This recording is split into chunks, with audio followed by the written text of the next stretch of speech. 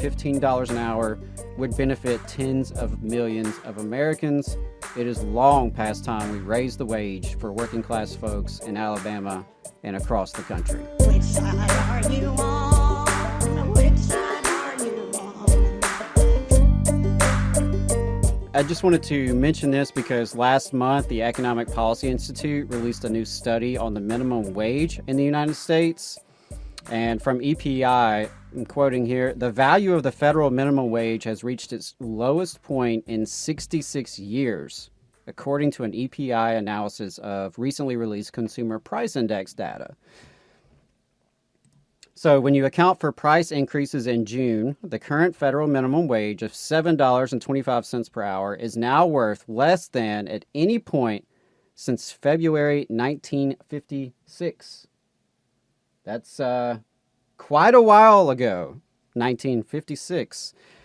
At that time, the federal minimum wage was 75 cents per hour, which would be equivalent to about $7.19 in June 2022 dollars.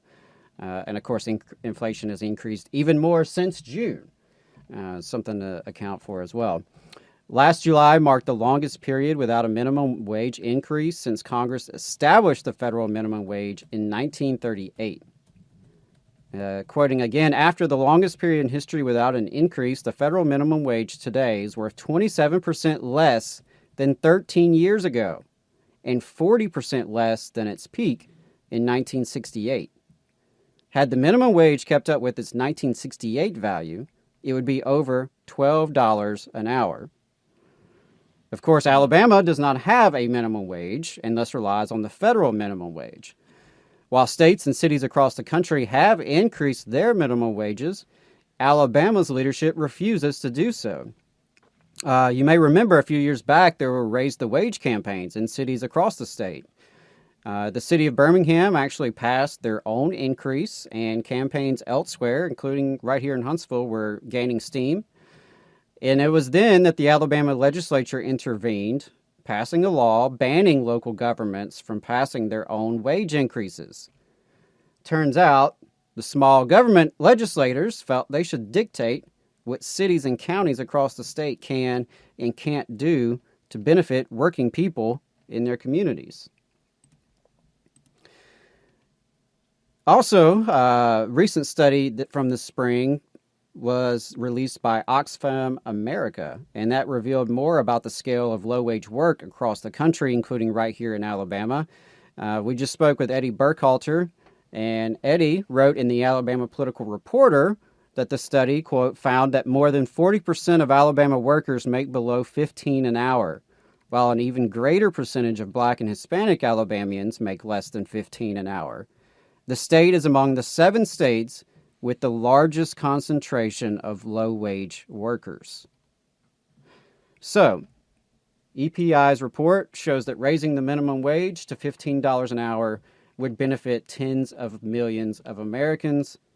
It is long past time we raise the wage for working-class folks in Alabama and across the country. We had somebody in the chat, Sid Nanda, mention that restaurant workers get paid even less, right? And that's correct. Servers, folks who get tips, they can make less than the minimum wage, and servers make $2.13 an hour. So tip your servers, people. Right. Now, if of course legally they're supposed to make at least the $7.25.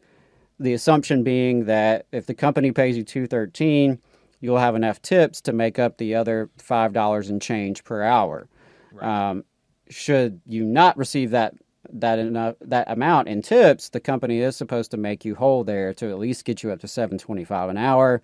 But that's one of those issues that restaurant workers across the country and certainly in Alabama deal with.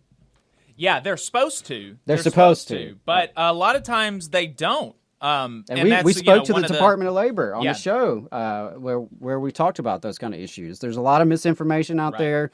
And unfortunately, there's a lot of employers who will try to skirt the law, break the law if they can get away with it. Sometimes they don't even know the law. Frankly, we assume too much of them sometimes. You just saw a clip from the Valley Labor Report. We are live every Saturday morning from 9:30 a.m. till 12:30 p.m. And we pride ourselves on keeping all of our content free to everybody so that we can talk to as many working folks as possible. If you support the work that we're doing, you think that it's important, you think that it's good, then consider making a monthly contribution to the project, and you can do that on our website, tvlr.fm.